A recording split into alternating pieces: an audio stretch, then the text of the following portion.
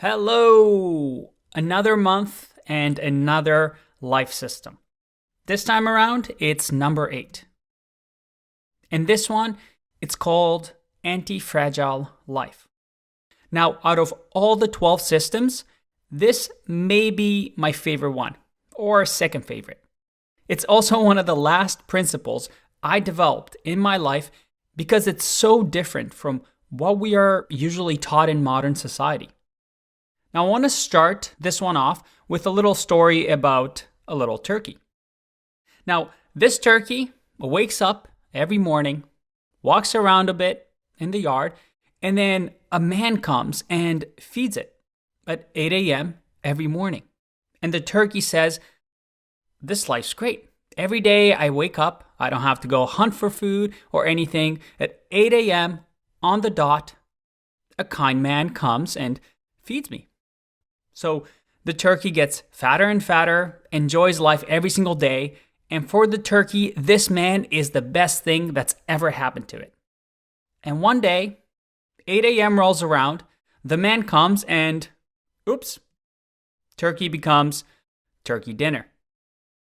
The turkey had this preconceived notion that the man was the greatest thing ever. It was its food source.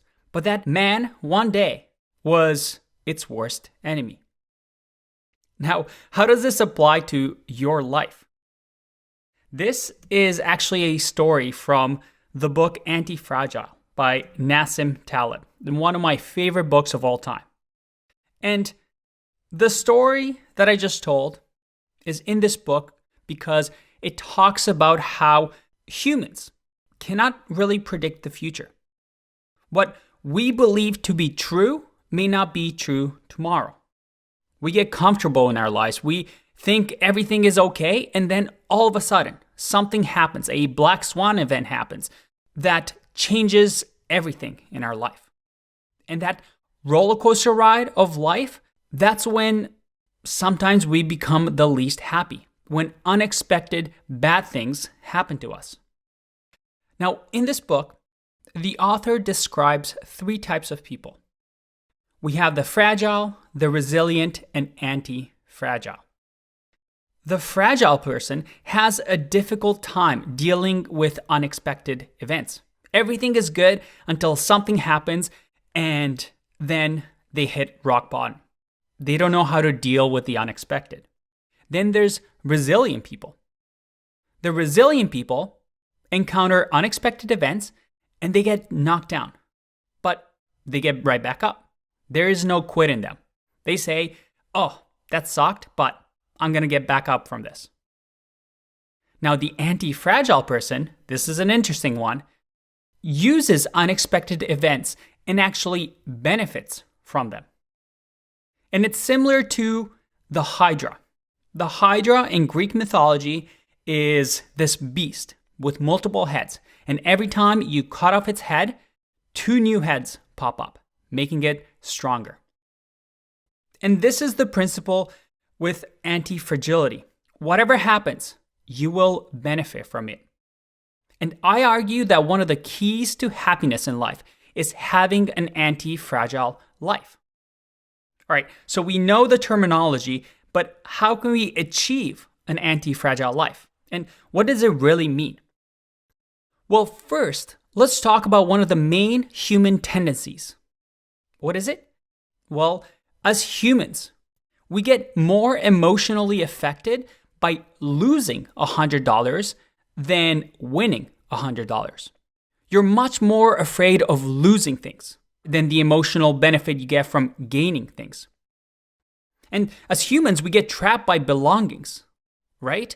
If we lose something, if we get in a car accident, if we lose our house, the threat of loss is so much more than the happiness we get from gaining things. Now, an anti-fragile life makes you to expect to lose things throughout your life and emotionally working through potential loss. What does that mean? Well, it means thinking about the worst case scenario. Actually, think about it. Let's say, what happens if you lose your house? What happens if you lose your job? Just visualize it, think about it, prepare for it. Because if you think about these big life events, well, sure, maybe it's not fun to think about it, but the small things in life that happen day to day, like somebody yelling at you on the bus or you dropping your groceries, in the grand scheme of things, those are such small setbacks that it won't matter to you. So by just visualizing bad things or big bad events happening throughout your life, you can at least ignore the small setbacks throughout the day, but also be prepared for when big things happen. And it's funny to say, right, that rehearsing loss is better than imagining the perfect life. But an anti-fragile life means you seek out these events. Now, anti-fragile life is not resilient. It doesn't mean that the bad things don't affect you. An anti-fragile life means bad things, these negative events in your life, are actually good for you. So let's work towards that. What does that really mean? For this, there's a great book, Meditations by Marcus Aurelius. And he was a famous emperor in the Roman times, and he has a great quote that is well known. That is, "Today I shall be meeting with interference, ingratitude, insolence, disloyalty, ill will, and selfishness." He started each day preparing that things aren't always going to go his way. And this has a name, premeditatio malorum. And no, this isn't a Harry Potter spell. It means premeditation of adversity. That thing that I just talked about thinking about the worst case scenario, I didn't come up with that. This has been part of Marcus's life and also the philosophy around Stoicism. The idea that the obstacle is the way. Obstacles turn into opportunities. Okay, so we learned about this idea of thinking and accepting that bad things will come and prepare for them so we are less startled when it happens. We are less like the turkey. But next, now that we at least are thinking about these things, which doesn't sound like a lot of fun, let me convince you that stress is one of the best things that happens to us in life. Stress does not actually damage. It stimulates growth. This is present all over nature, with plants, with animals, with humans. With plants, we have pruning to make them grow better. With animals, they get tougher and stronger.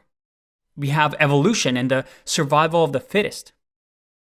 You want to start associating stress with growth because you realize this is your opportunity to be better. Without stress, you would actually have an extremely boring life with no growth. And when you look back on your life, the greatest moments in your life will come from stress. And this is a classic dilemma of a parent, right? You don't want to spoil your child. You don't want your child to have the easiest life ever because, well, the hardships are what make them stronger. But at the same time, you don't want them to go through the things that you went through. But you also want them to go through those things because those are the things that shape you into who you are now. So what type of stress are good for you? Well, most stresses, actually all stresses, I argue, are good for you. You have things like taking a cold shower, working out, going to your boss and asking for a raise, learning something that you don't know yet and you feel uncomfortable with. Now, how does this apply to the anti-fragile life? 1, you prepare for the unexpected.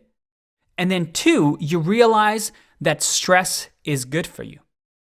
Remember, anti-fragile means unexpected events benefiting you. Everything you do has an upside. You either succeed or you improve. That's it. You're not resilient. You don't just take it and remain the same. You're anti-fragile. You get better. You learn from your mistakes. You improve from your stressors. Now, let me give you an example before we go into the action item for this month. Imagine going into your job to ask for a raise. You want to go meet with your manager and say, hey, I deserve a raise. Or you want to negotiate your salary at a job interview. That's an uncomfortable conversation. Nobody really enjoys having that conversation. We sometimes delay it because it's an uncomfortable conversation. But how can we use the principles we just learned to benefit us? Well, one, we can practice by assuming that this conversation goes really bad. And imagine all the bad things could happen afterwards. Imagine how the boss says no and you feel really bad and awkward and insignificant afterwards. But then imagine how you'll feel after that day and how you'd feel in a week after that day and a month after that day. And you'll realize that, oh, I won't really care a month from now what happens in this conversation. So not only were you able to visualize the worst case scenario, but you're also able to visualize that, oh, it's not that big of a deal. I'll get over it in at least a month. I can cope easily. And by doing that, well, now you have the courage to go in and ask for a raise or negotiate your salary. All right, enough talk. Well, actually, I'm going to keep talking, but we're going to talk about the action item for the month. So how can you develop this anti-fragile life this month? Well, we learned that stress is good, right? We want an anti-fragile life where we can't get caught off guard by stressors in life, but we also want to thrive from it. Now, this action item and what we're going to do was inspired by this book, The Upside of Stress by Kelly McGonigal. And this month's goal is to make you realize and make you happy with stress. That stress is fine. You need to simply change your mindset about stress. Now, in this book, there's an interesting study that was highlighted. They selected two groups, and one group was shown a 3-minute video, and it described how stress enhances and benefits performance, kind of like I'm doing right now. The other group was shown a video, a 3-minute video of how stress actually hurts and hurts performance. Then those two groups that watched the videos, they went on to do a job interview. And again, they were monitored. The first group that saw this positive side of stress actually performed way better in a job interview than the second group that were told that stress is bad and it actually reduces performance.